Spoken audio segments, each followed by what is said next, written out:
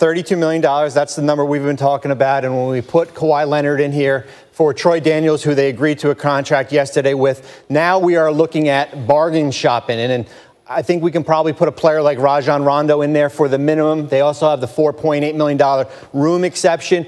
What they could be looking at also, players like Andre Iguodala, potential buyout in Memphis, players like Kentavious Caldwell-Pope, Jamal Crawford, all minimum players here. Another name to keep an eye on, Avery Bradley, Kyle Korver, two players that have non-guarantee dates coming up here. So you're looking at the buyout market, the minimum market, the room exception here, for Kawhi Leonard. And I think, Greeny, if it isn't Lakers, the team that we're not talking about is the world champions, right? The Toronto Raptors. We haven't talked about them at all here. And I think with this team right here, we'll put Kawhi back in the starting lineup. And remember, Fred VanVleet, Serge Ibaka, still under contract here. We can put VanVleet in for Norm Powell. I mean, Kawhi back to Toronto. This is the team to beat in the NBA right now.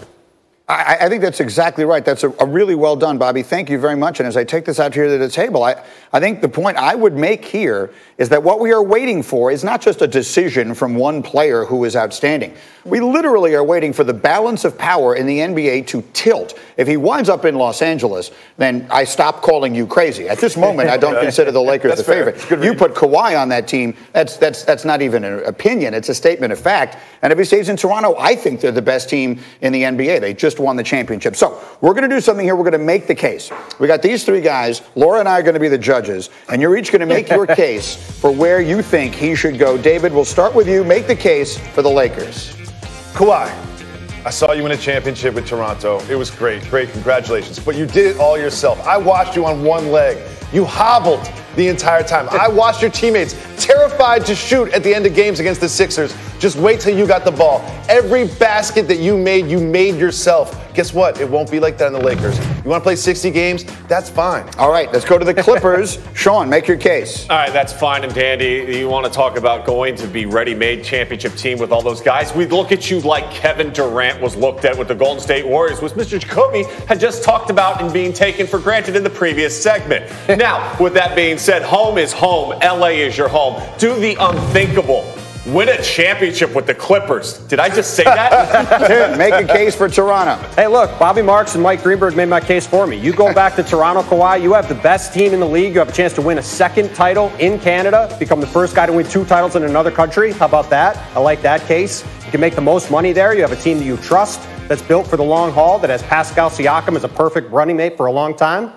There you go. What would you be trying to make the case that he should take the Supermax, take the 5 years and tie himself there long term, or take a shorter deal that puts him back in the market more quickly? I would say to Kawhi, hey, do whatever you want to do. Because like I said before, he could take a 1-year deal and go back in a year when they have no contracts on their books, basically, and they could reset their team however they want. Or he could sign for the long term and get the most money. You know, we should do this again in the afternoon because this felt very much like Around the Horn. Like I was feeling, kind of like that score. Who won? I felt like reality, and I was like, I'm going to mute somebody in here. And, but if I'm going to assign points, you know how he's always assigning points, and I can never quite figure out exactly why he's assigning them the way he does. Complex system. But if I'm going to assign points, I think I'm taking the Lakers out. I'm sorry. Oh, I'm muting. Get out of here, Jacoby. And I think candidly, Farnham dealt your case the death blow. If Kawhi goes to the Lakers, we just spent 20 minutes talking about how Kevin Durant was taken for granted with the Golden State Warriors. I think that's what happens here. He becomes, at best, the second guy on his team, and at times even the third. Now, he doesn't strike me as a person who necessarily cares about how much he gets the ball and all of that. But I do have to believe that having to defer as much as he will have to defer to those two guys, if I'm him, I don't do it. I don't understand for the life of me why he does. Wouldn't it just be strange, too, for the guy who won Finals MVP on a team where he was the guy and hailed as the guy who went and beat the Warriors to then go play with LeBron and Anthony Davis? It just would be very strange. Jacoby, is it a weak move? Jay Williams sat in this I would love to respond, but I've been muted. Go ahead. Okay, I've unmuted you. Yeah, okay, thank you. I will say this. I jumped in. The difference between Katie and Kawhi is Katie he lost to the Warriors. He got to the finals and lost, and he needed to join the Warriors in order to win a championship.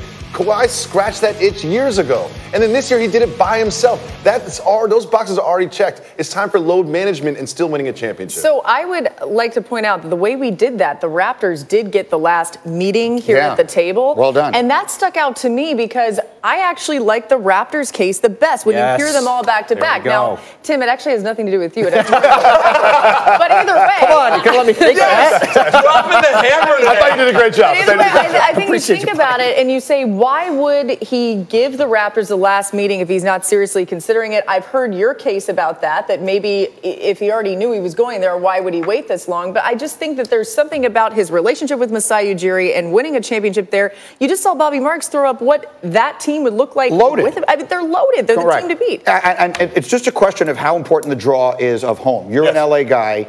And I know, look, all of us are from somewhere, and that can be important to you. And so if that is very important to him, to the point that was made here, he has scratched the championship itch, he has scrapped the finals MVP itch, all of those things. If going home is that important to him, if it's me, I go to the Clippers and try and win there. That's what or I'm I stay saying. in Toronto. If you come back to LA and you think about just winning a championship, you won a championship in Toronto, what that did for you. If you were somehow to win a championship with the Clippers, then you're at that whole next level. He's already established himself as a Finals MVP twice. He's already won multiple NBA championships. He doesn't necessarily need to have that other ring to cement his legacy and who he is and how we view him. I think this year was a prime example of how he can lead, as you mentioned, on one leg.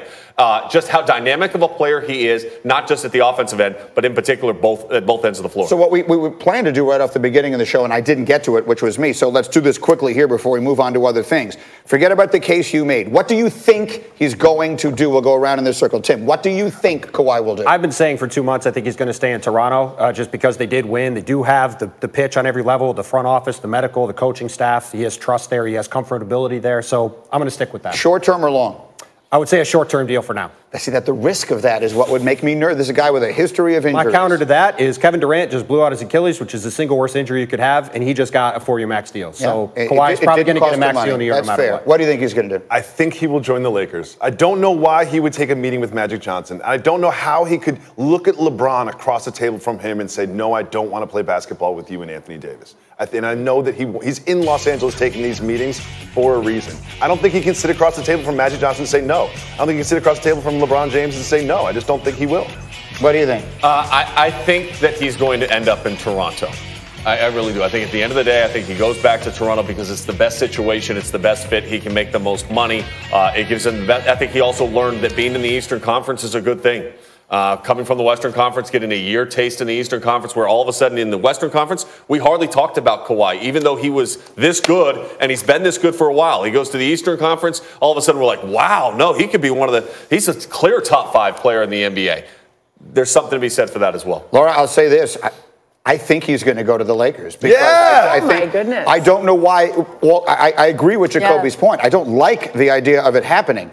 But I don't know why this thing gets dragged out to the degree it has if he's not seriously considering that. And as you said, they've got closers in that room. LeBron James, Magic Johnson, a lot of allure of history. Jared West and Doc Rivers isn't a bad closer, too. We'll see. And Anthony Davis isn't a bad closer either, which probably Shea Gilgeous-Alexander. Nice, all right. Meanwhile, on planet Earth, lost in all the NBA signings Monday was the big payday in Major League Baseball as July 1st, Bobby Bonilla Day. And Bobby Bonilla, the ex-Met, still being paid $1.19 million by the team every July 1st through 2035 as part of deferred payments from when the Mets bought out the remaining $5.9 million. Bobby Bo Day, the contract, of course, was solidified in 2000, and this is really going to make you maybe sick. Bobby Bo will earn more in salary this year than 21 players that made the All-Star team and $70,000 more than the current Mets players Pete Alonso and Jeff McNeil, their All-Stars combined. So there you go. There Happy Bobby Bo Day, Mets fans.